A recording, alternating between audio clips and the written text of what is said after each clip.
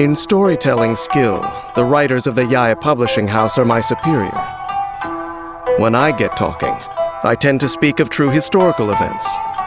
But under Chief Editor Yaya's guidance, works of sheer fantasy thrive, accounting for the vast majority of popular light novels. Fate is a cruel and perilous thing. It bodes only ill, lurking in dark places like the chasm. To me, that place is the epitome of human misfortune. People died there, far from their homes. People with hopes and dreams, dutiful to the bitter end. But even a job well done is not enough for Heizo. Finding the truth is good, but finding a way to dissuade criminals in the first place is even better. If it were anyone else, I would laugh off their delusions of grandeur. Surely no single detective could hope to reduce crime through the sheer weight of their reputation. And yet, in the case of Shikanoin Heizo, I find myself entertaining a faint and uncharacteristic sense of optimism. With that said, it is a pity that a detective of his caliber was unavailable to take on the case of the deicide of the god of contracts. As for Kale, she believes that overcoming her past is a necessary step on the long journey to the future she pursues. This is wise, for to overcome is to move forward, not to wallow endlessly in the past. Pity that my former travel companion, for all their years of rumination, lacks Kale's clarity on this. Or perhaps, some situations are simply too complex to be resolved by good intentions and honest effort. In my travels across Teyvat, I've heard people say that curiosity was mankind's original sin. Perhaps everyone has the impulse to explore the deep secrets of the world, but only scholars can truly fulfill such ambitions.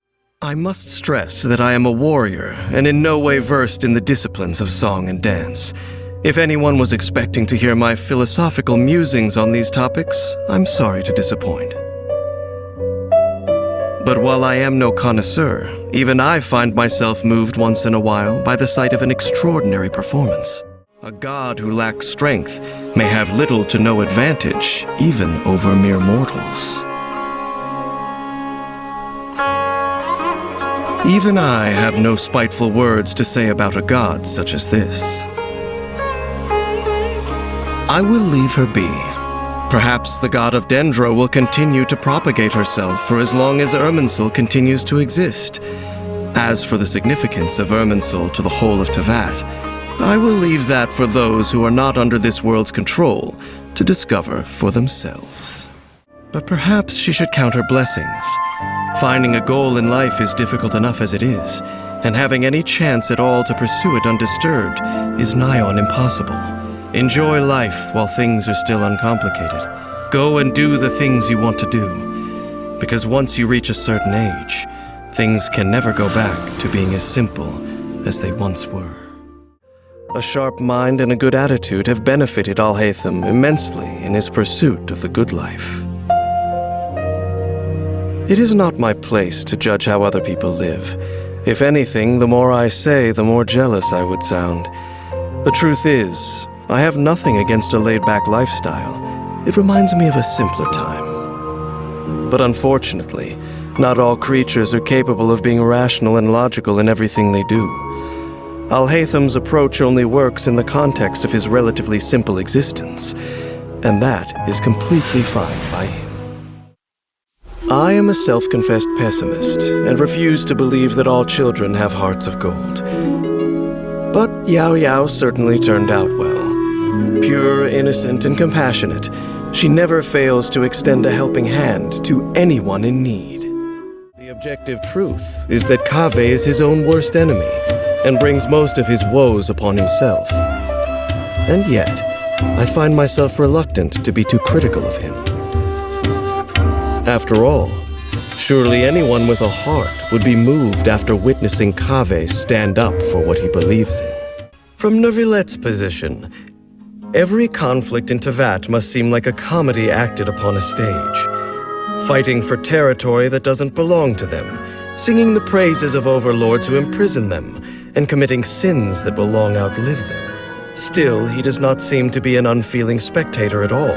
In fact, he even tries to understand the causes behind this state of affairs. I rarely see such people, but lest you condemn me as ignorant or a loner for making such a statement, I should remind you that there is only one Iudex of Fontaine in this world.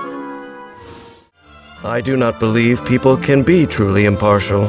What is true to one person may not be so to another. My words, for example, contain numerous subjective opinions, which may sound like nothing more than a tall tale to others.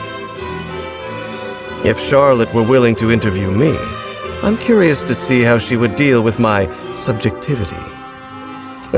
I'm only joking. My story would bring her nothing but trouble. What she doesn't know can't harm her. Every kingdom runs on its own rules, and those who enter its territory must make sure to respect the law of the land, whatever their private beliefs may be. What am I insinuating? Nothing. I'm merely musing about fashion in general. But it's hardly my area of expertise. If you want to know more, why not pay a visit to Chioria Boutique? It couldn't hurt. In my long journey, I have seen many fight to defy fate. Arlecchino is one of them. And she seems to have succeeded. The fiery blood that corrodes her flesh has eaten away, too, at the shackles that once bound her.